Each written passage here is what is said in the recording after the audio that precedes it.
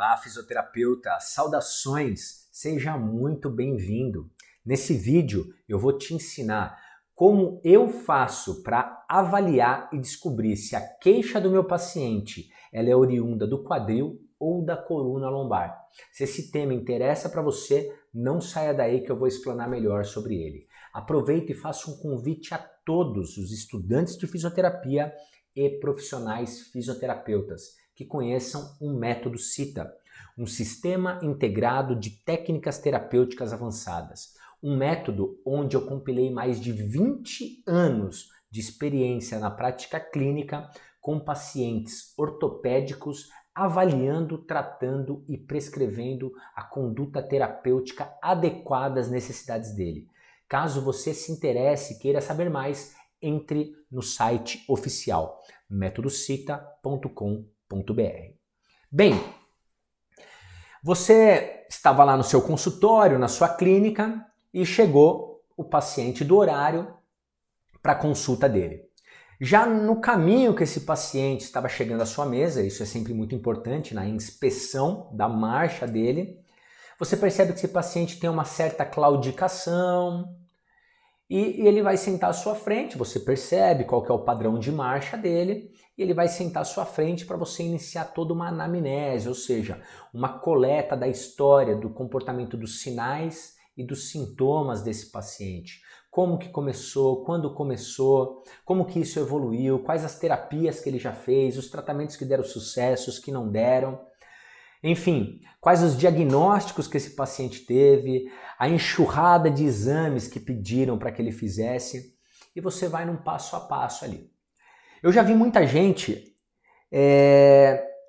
descrevendo que a diferenciação para definir se uma dor ela vem do quadril ou se ela vem da lombar é a localização. E eu digo com toda a propriedade e autonomia para vocês, lê do engano, tá? Lê do engano. Porque uma dor lombar, ela pode irradiar dor para o glúteo, ela pode irradiar dor para a região do trocânter, ela pode irradiar dor para a região do quadril, da virilha, da coxa, da perna, enfim, membro inferior como um todo. Pode gerar uma dor, enfim, tanto uma radiculopatia ou uma dor radicular, ou então simplesmente uma dor referida de estruturas somáticas, que são tecidos músculo-esqueléticos. Então a dor lombar, ela pode irradiar dores para todo o membro inferior. O que pode mimetizar um falso problema de quadril, ou um problema muscular, ou um problema articular no joelho. Quantos pacientes eu já atendi, o qual passaram até por procedimentos cirúrgicos no joelho e o paciente saiu do pós-operatório pior do que ele estava antes, porque antes ele tinha um problema no quadril, agora ele tem um problema no joelho, porque a dor era referida, ou um problema na lombar e a dor era referida abaixo.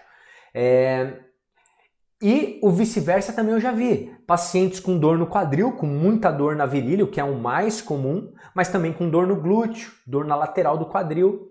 Então é preciso examinar, avaliar muito bem o comportamento dos sinais e sintomas desse paciente. Eu já vi muitas vezes profissionais falando, se a dor do seu paciente é uma dor na região glútea, suspeite de dor lombar, né? Como se fosse o bolso da calça. A dor está na região do bolso da calça, de trás da calça, muito provavelmente uma dor lombar. A dor está na região do bolso da frente, muito provavelmente uma dor de quadril. Não, a dor está na lateral, investigue para saber se é quadril ou é lombar. Eu digo que é um ledo engano realmente, né? A gente não pode pensar desse jeito. Eu preciso primeiro examinar esse paciente, saber o comportamento dos sinais e sintomas dele, fatores agravantes, fatores atenuantes e iniciar um exame físico com esse meu paciente. No padrão da marcha desse meu paciente, eu já vi se ele tem uma claudicação, se ele tem um déficit de força, se ele compensa muito com a pelve ou não. E isso já vai dando indícios do que pode estar ou não acontecendo com esse paciente. Eu preciso ir documentando isso. Então, eu vou para o exame físico, eu vou avaliar a lombar do meu paciente. Vou pedir movimentos fisiológicos, movimento de flexão anterior do tronco, até testes repetitivos, caso você não consiga reproduzir os sintomas dele. Peço para ele fazer algumas vezes o movimento de flexão anterior de tronco, sem que ele dobre o joelho, só curvando o tronco à frente. e o mesmo fazendo a extensão, os desvios laterais, desvio direito, desvio esquerdo. E avalio resposta mecânica e sintomática, qual a qualidade do movimento e se ele reproduz ou não sintomas para o meu paciente. Isso para mim é muito claro. Então, avaliei os testes em pé, eu vou para os testes palpatórios. Eu vou avaliar então a artrocinemática entre as vértebras, os movimentos intervertebrais. Então, eu vou aplicar uma técnica de pressão póster-anterior central em todos os níveis vertebrais, L1, L2, posso começar até pelo final da torácica, T10, T11, para ele ter como referência uma sensação de normalidade, descendo e ver se esse paciente apresenta ou não sinais e sintomas que possam reproduzir os sintomas dele.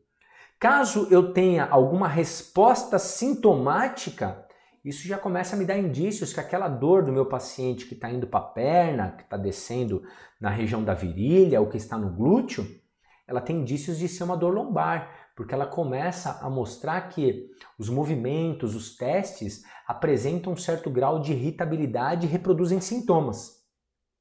Agora não, eu avaliei toda a lombar do meu paciente, palpei coluna lombosacra, à direita, à esquerda, e nada reproduz sintomas. Ok, eu já tenho um glúteo ali do meu lado, já vou avaliar a palpação glúteo. Vou encontrar provavelmente uma série de tendinopatias. Eu costumo dizer que o músculo é o pobre coitado que paga a conta da articulação que não está funcionando normal. Então, se eu avaliei toda a lombar, eu não achei nada, ok, vou avaliar a parte muscular, aproveitar que meu paciente está deitado ali. Meu paciente não deu nada de sinais neurológicos, dormência, formigamento. Ok, estou pensando em tecidos somáticos, músculo-esqueléticos, que pode ser da coluna ou pode ser do quadril, com dor referida para a coxa ou para o joelho, caso seja a queixa do meu paciente. E então, eu vou avaliar os músculos, encontro uma série de tendinopatias, vou documentando tudo isso na minha ficha de avaliação. Então eu viro o meu paciente anteriormente, ele estava em prono, agora eu posiciono ele em supino. E em supino eu vou palpar alguns músculos específicos, como ilíaco, psoas, e ver se o paciente tem alguma resposta sintomática. Na palpação de ilíaco eu vou ver tensão, se ele tem um certo espasmo ou não a palpação. Na palpação dos ilíacos, dos psoas, também eu vou estressar um pouquinho o tendão, ver se tem alguma resposta. Então avaliei a parte do tecidos moles, que nós chamamos músculos, os tendões. Agora eu vou avaliar a articulação do quadril. Então vou levar esse quadril em flexão máxima com o meu paciente em supino, vou estressar o labrum ali da articulação, ver se isso reproduz dor local ali na virilha do meu paciente, caso a queixa dele seja ali ou não, ou se esse estresse da virilha reproduz alguma dor na região do joelho ou da coxa, ou seja, se isso reproduz a dor que trouxe o meu paciente.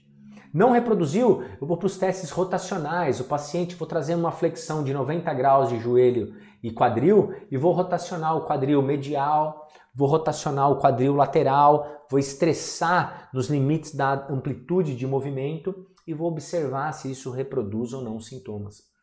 Então, muito provavelmente, esse paciente que chega para vocês com uma dor na região da coxa ou na região da virilha, que não é uma região específica, onde eu não tive um trauma, eu não tive uma pancada, essa dor começou de forma insidiosa, você vai avaliar toda a mobilidade dele, se essa mobilidade da coluna, se depois essa mobilidade do quadril, se ela reproduz ou não sintomas. Se a mobilidade da coluna reproduz sintomas, provavelmente eu tenho algum componente ali que está causando essa dor do meu paciente. Ali provavelmente é a origem. Principalmente quando eu avalio um reproduz e o outro não, eu encontrei qual é a causa. Mas muitas vezes eu posso ter os dois. Posso ter um componente de quadril e um componente de coluna. Às vezes eu tenho um paciente com uma artrose já severa do quadril que, por tanto compensar, ele começou a sobrecarregar a lombar. Aquele quadril já está com uma mobilidade reduzida, uma dificuldade para deambulação, e ele começa então a gerar um Trendelenburg, uma sobrecarga contínua e constante nessa coluna, o que vai começar logo a gerar uma lombalgia, às vezes ipse, às vezes contralateral. Então o que eu diria para vocês, para a gente poder bater o martelo, ó, a origem da dor desse meu paciente, na avaliação fisioterápica, ela tem uma origem lombar ou de quadril, não é pela localização da dor, e sim pela articulação que reproduz os sinais e sintomas no meu paciente. Não basta simplesmente palpar ou pedir o movimento, eu preciso ir lá, testar aquela articulação. Eu costumo dizer que, como eu vou saber se o seu, fazendo uma analogia, como eu vou saber que o seu carro tem um problema no freio? Com ele parado? De maneira alguma, eu preciso colocar seu carro para andar e pisar no freio. Aí eu falo, opa, esse carro está com algum problema no freio. Senão eu não vou saber. E o corpo humano não é diferente. Ele vai dar sinais e sintomas. Sinais, tudo que eu consigo observar, aquela marcha do paciente, um passo mais curto, uma dificuldade para deambular, uma dificuldade para trazer a perna, para sentar na maca, para virar, isso são sinais. É tudo que eu consigo mensurar visualmente. E os sintomas? Sintomas é tudo que o paciente está sentindo. Se ele não me contar, eu jamais vou saber, a não ser que ele dê um grito por algum movimento ou algo que ele faça. Caso contrário, eu não sei. Então, o conjunto no comportamento dos sinais e sintomas aos testes que nós aplicamos com nossos pacientes no método CITA é que vão confirmar se a origem da dor desse paciente ela vem do quadril ou da coluna. Às vezes é só um, às vezes é só outro, ou às vezes é um combinado dos dois. Então, eu faço um convite para vocês que ainda não conhecem o método CITA. Aqui no meu canal do YouTube, vocês têm acesso a mais de 2.000 vídeos com atendimento prático, desde a época, 10 anos atrás, quando eu comecei a gravar os atendimentos dos pacientes. E então, devido aos inúmeros pedidos de profissionais e estudantes, eu resolvi então compilar todas essas informações, toda a minha prática clínica, a minha experiência e trazer para vocês um método CITA, esse sistema integrado de técnicas terapêuticas avançadas para avaliação e tratamento de pacientes ortopédicos. Aos interessados, basta entrar no site metodocita.com.br e saiba mais. Um forte abraço e sucesso a todos!